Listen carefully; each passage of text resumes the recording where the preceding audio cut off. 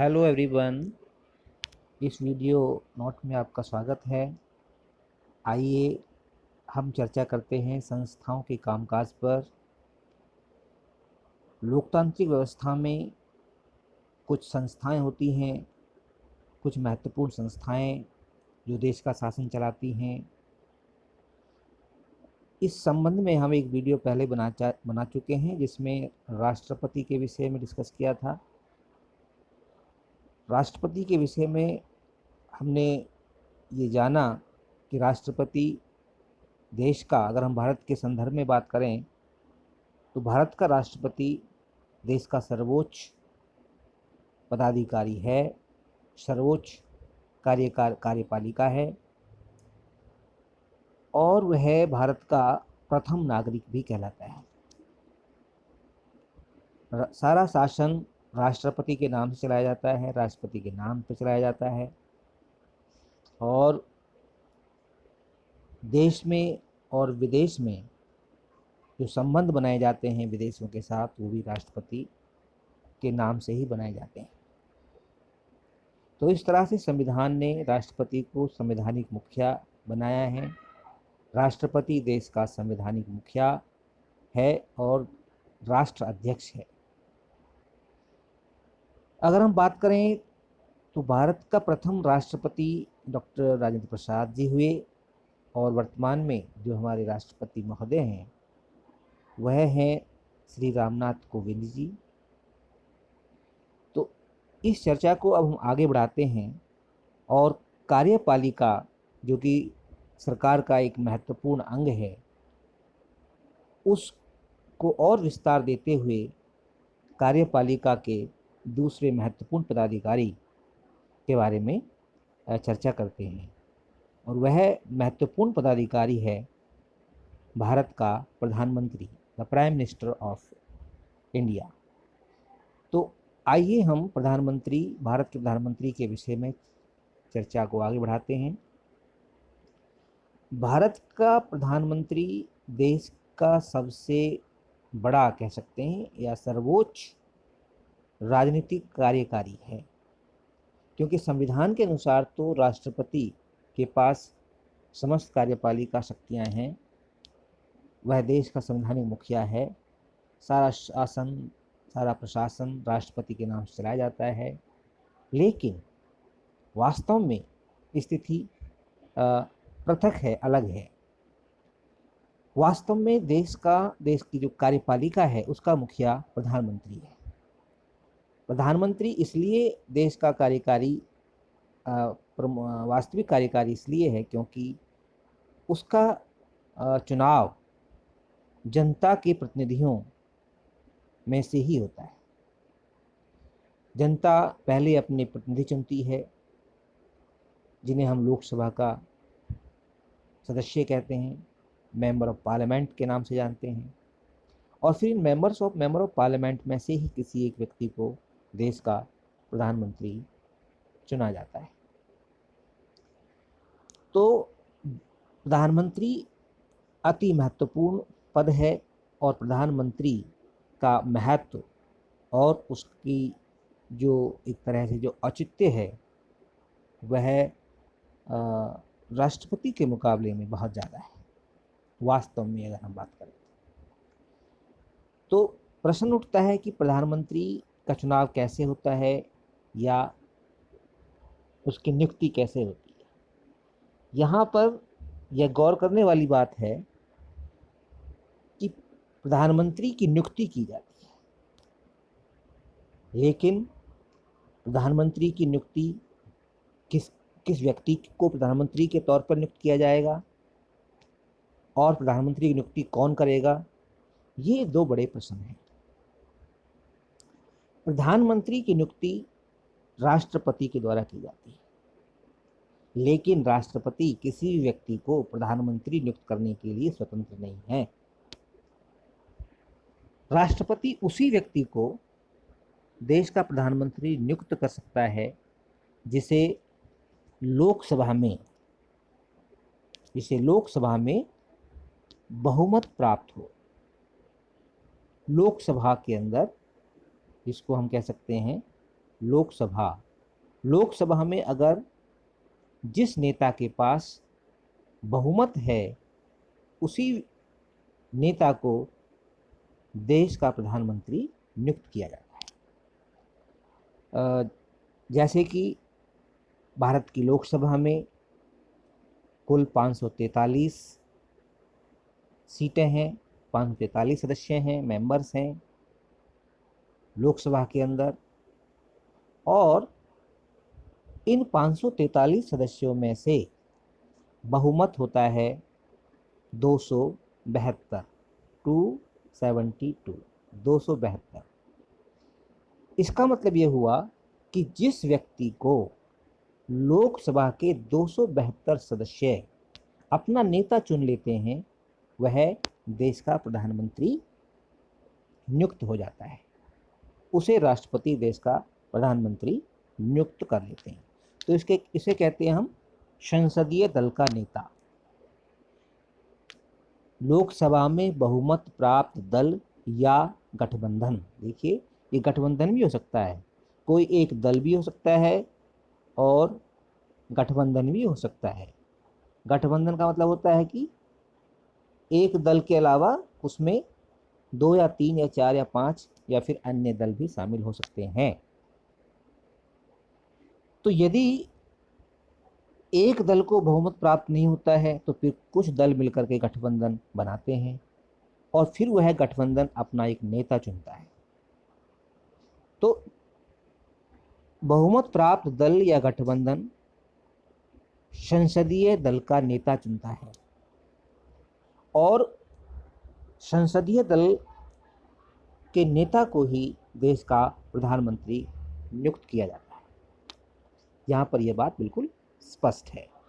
मतलब ये हुआ कि राष्ट्रपति किसी व्यक्ति को अपनी मर्जी से प्रधानमंत्री नहीं बना सकते, वह उसी व्यक्ति को, उसी नेता को देश का प्रधानमंत्री नियुक्त करेंगे जिसे लोकसभा में, यहाँ पर बहुत ही गौर करने वाली बात है, लोकसभा में बहुमत प्राप्त है, ठीक है, मेजॉरिटी, यानी कि एनी मेंबर ऑफ, वो मेंबर, उसके लिए संसद का सदस्य होना अनिवार्य है, ठीक है। संसद का सदस्य होना, कोई भी व्यक्ति तभी प्रधानमंत्री नियुक्त हो सकता है जब वो संसद का सदस्य हो, ठीक है, जिसको हम मेंबर ऑफ पार्लियामेंट कहते हैं, एमपी के नाम से जानते हैं। जरूरी नहीं है कि वह व्यक्ति लोकसभा का सदस्य हो, वह इसके दूसरे सदन राज्यसभा का भी सदस्य होता है। तो वह व्यक्ति ही प्रधानमंत्री नियुक्त किया जाता है। लेकिन अगर विश्वास की बात आती है तो विश्वास उस व्यक्ति के साथ किसका होना चाहिए? लोकसभा का। मतलब लोकसभा उस व्यक्ति को अपना नेता चुनता है और नेता चुनने के साथ ही राष्ट्रपति उसे प्रधानमंत्री नियुक्त कर देते हैं। लेकिन कई बार ऐसा भी होता है कि कोई व्यक्ति जब प्रधानमंत्री नियुक्त होता है तो उस समय ना तो लोकसभा का सदस्य होता है ना राज्यसभा का सदस्य होता है। तो संविधान इसकी भी इजाज़त देता है कि कोई भी व्यक्ति जो नियुक्त होते समय या संसदीय दल का नेता चुने जाने वक्त संसद का सदस्य नहीं है तो उसे भी प्रधानमंत्री बनने का मौका देता है। लेकिन 6 महीने के अंदर अंदर विदिन 6 मंथ्स उस व्यक्ति को जिसे प्रधानमंत्री नियुक्त किया गया है संसद के किसी भी सदन का नेता या सदस्य चुना जाना जरूरी है। यदि वो 6 महीने के अंदर किसी संसद का सदस्य नहीं बन पाता है तो उसे अपने पद से त्यागपत्र देना पड़ता है। तो यहाँ पर ये बात बिल्कुल स्पष्ट है कि वह व्यक्ति जो प्रधानमंत्री बनना चाहता है उसे संसद का सदस्य होना जरूरी है। तो इस तरह से अब हम बात करते हैं कि भाई देश का पहला प्रधानमंत्री कौन था, वर्तमान में प्रधानमंत्री कौन है। ये भी प्रश्न, बहुविकल्पी प्रश्न आ जाते हैं। तो देश का पहला प्रधानमंत्री श्री जवाहरलाल नेहरू जी थे जो 1964 तक प्रधानमंत्री रहे। श्री जवाहरलाल नेहरू अब तक के भारतीय राजनीतिक इतिहास में, जब से देश आज़ाद हुआ है और आज तक, सबसे लंबे समय तक प्रधानमंत्री के पद पर रहने वाले व्यक्ति थे। यानी 17 साल के लगभग उन्होंने प्रधानमंत्री का पद संभाला। और उसके बाद इंदिरा गांधी का नंबर आता है, जो 16 साल तक, लगभग 16 साल तक देश की प्रधानमंत्री रही। और इंदिरा गांधी भी जवाहरलाल नेहरू की पुत्री थी, उनकी बेटी थी। वर्तमान अगर हम बात करते हैं प्रधानमंत्री की, तो वर्तमान प्रधानमंत्री सर्वविदित है, सबको पता है, श्री नरेंद्र मोदी जी,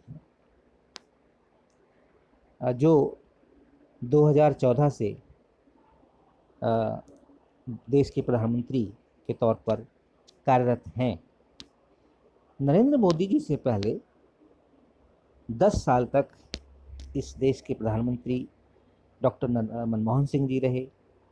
और डॉक्टर मनमोहन सिंह का जो कार्यकाल है वह तीसरे नंबर पर आता है, ठीक है, क्योंकि वो 10 साल तक रहे, 2 टर्म उन्होंने प्रधानमंत्री के तौर पे काम किया। अब प्रश्न उठता है कि प्रधानमंत्री की शक्तियां क्या हैं, उसके क्या कार्य हैं, और आइए उन कार्यों के बारे में चर्चा करते हैं। प्रधानमंत्री के कार्यों को हम एक बहुप्रप्रेक्ष्य में देख सकते हैं। जैसे कि नंबर एक, वह as a leader of nation, राष्ट्र के नेता के रूप में होता है। यानी कि राष्ट्र के नेता के रूप में वह राष्ट्र का नेतृत्व करता है, नंबर एक। यानी कि he is the leader of the nation, he और सी, वह व्यक्ति महिला भी हो सकती है, तो वह राष्ट्र का नेतृत्व करता होता है, नंबर 1। नंबर 2, वह राष्ट्रपति का मुख्य परामर्शदाता भी होता है, मुख्य सलाहकार भी होता है। तो इसलिए जैसे कि हमने बताया था कि जब हम राष्ट्रपति शक्तियों के बारे में बात कर रहे थे, राष्ट्रपति अपनी सभी शक्तियों का प्रयोग स्वयं करने के लिए स्वतंत्र नहीं है। राष्ट्रपति अपनी शक्तियों का प्रयोग प्रधानमंत्री और उसकी मंत्री परिषद की सलाह पर ही करती है। तो इस तरह से राष्ट्रपति का मुख्य सलाहकार प्रधानमंत्री होता है और प्रधानमंत्री राष्ट्रपति को सलाह देता है, नंबर 2, ठीक है।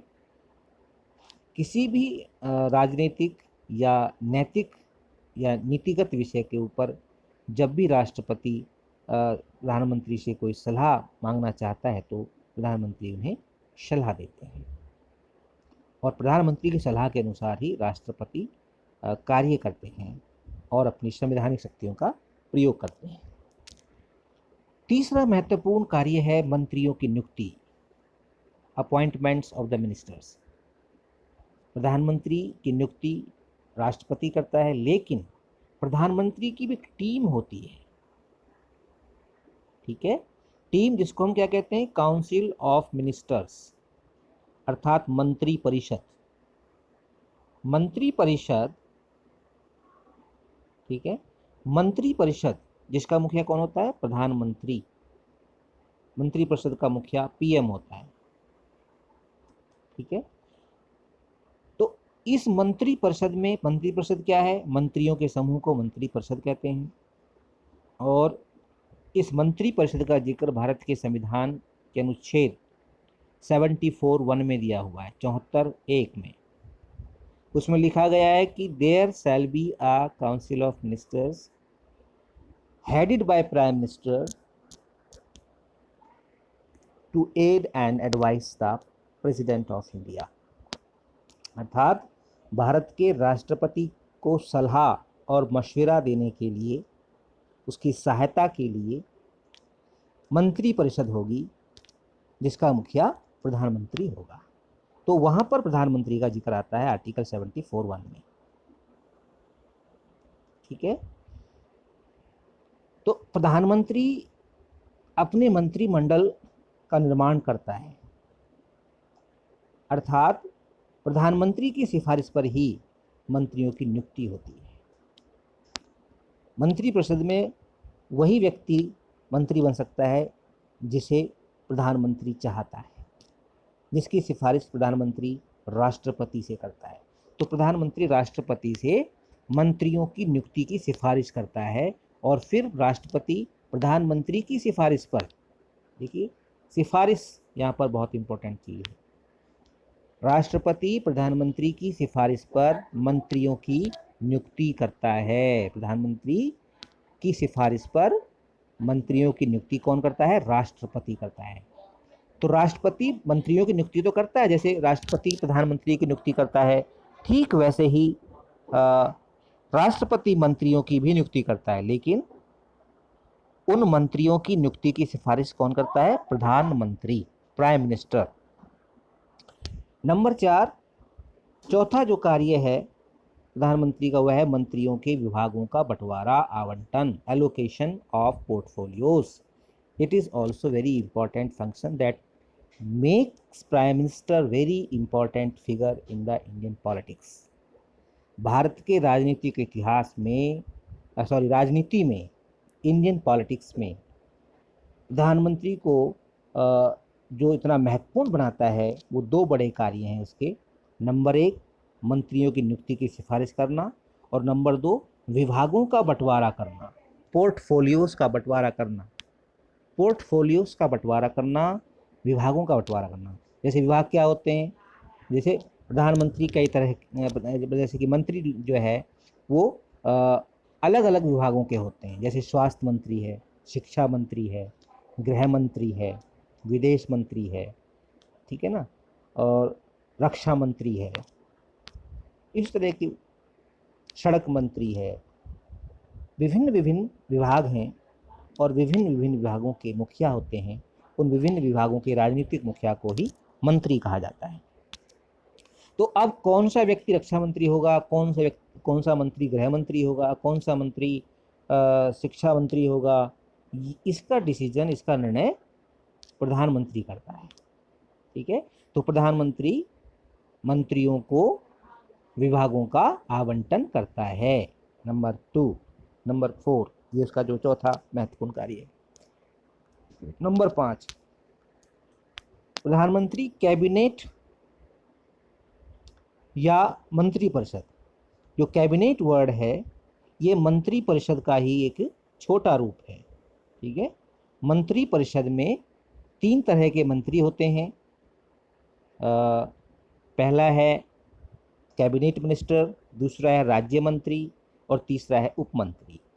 तो जो कैबिनेट मंत्री है या कैबिनेट जो है वो मंत्री परिषद के सीनियर मोस्ट जो बड़े मंत्री होते हैं उनका समूह कैबिनेट कहलाता है।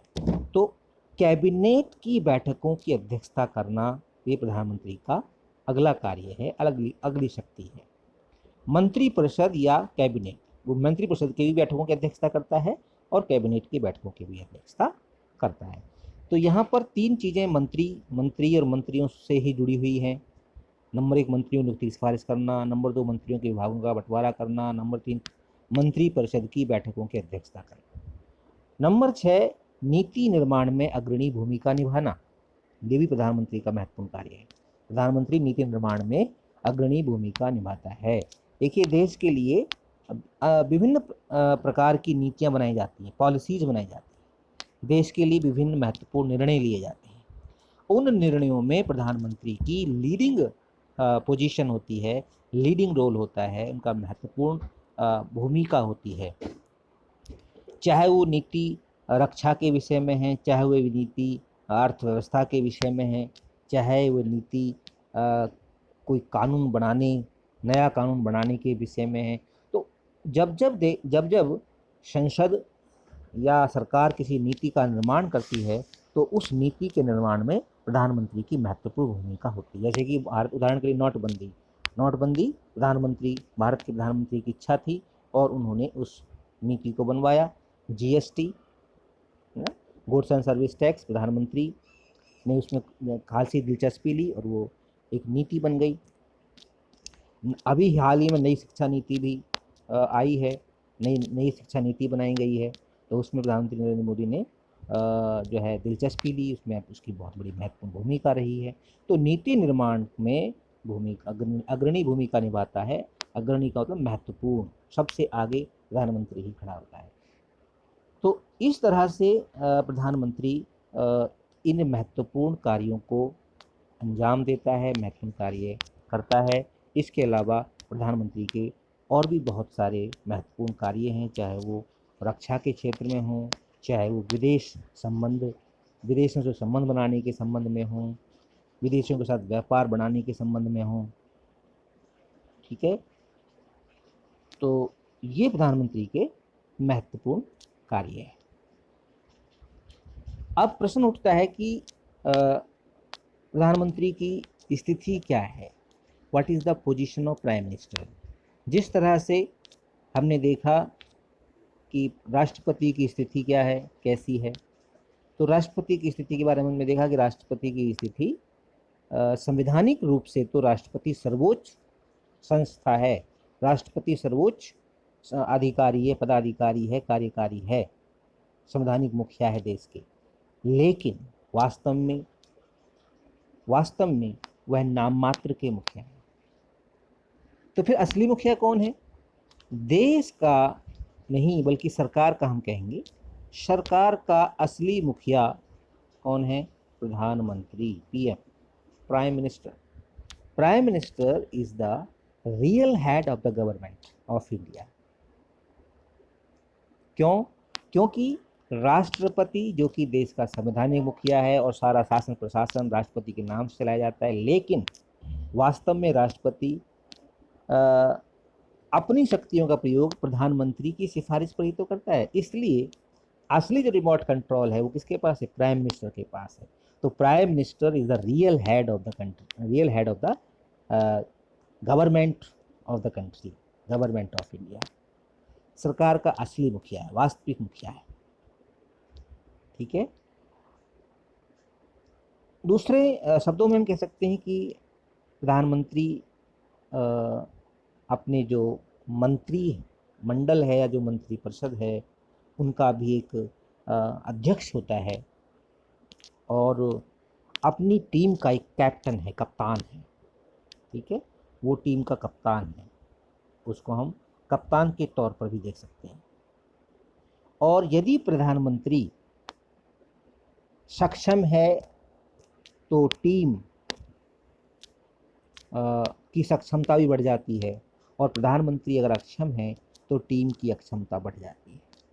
तो इस तरह से इसलिए हम कह सकते हैं कि प्रधानमंत्री एक बहुत ही महत्वपूर्ण पद है। भारत का अगर हम सर्वोत्तम पद कहें तो फिर प्रधानमंत्री का ही है वास्तव में, क्योंकि प्रधानमंत्री के पास ज़्यादा शक्तियां हैं। हालांकि वो शक्तियां सीधे तौर पर प्रधानमंत्री के हाथ में नहीं हैं, लेकिन रिमोट कंट्रोल, उन शक्तियों का इस्तेमाल करने का जो रिमोट कंट्रोल है वो प्रधानमंत्री के हाथ में।